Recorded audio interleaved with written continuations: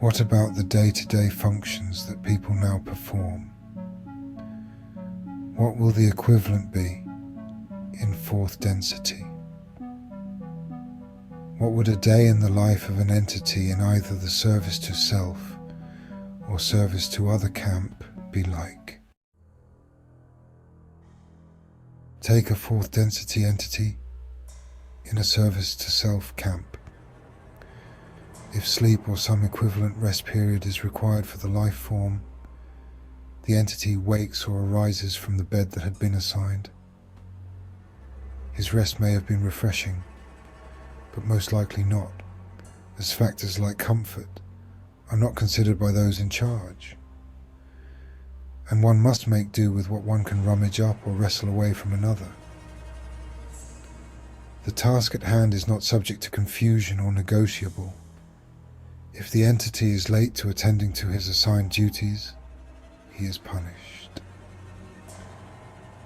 The severity is not determined by the significance of the infraction, but by the mood and propensity of the overseer. Depending on the punishment the overseer wishes to avoid from his overseer, the punishment may even be death if the overseer wishes to be rid of a troublemaker.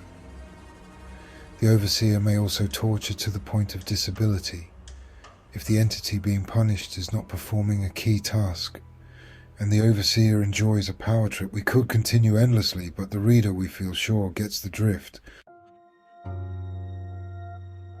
This situation is not uncommon in the societies of mankind today. Take a fourth density entity in a service to other camp. The entity awakes or arises from the bed that has been furnished by those members of the group who have chosen this task.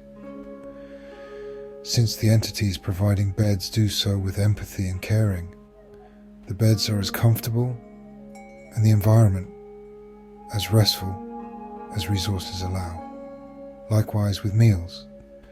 The task at hand for the entity is one the entity is looking forward to, as it has been chosen by the entity, who volunteered for the task.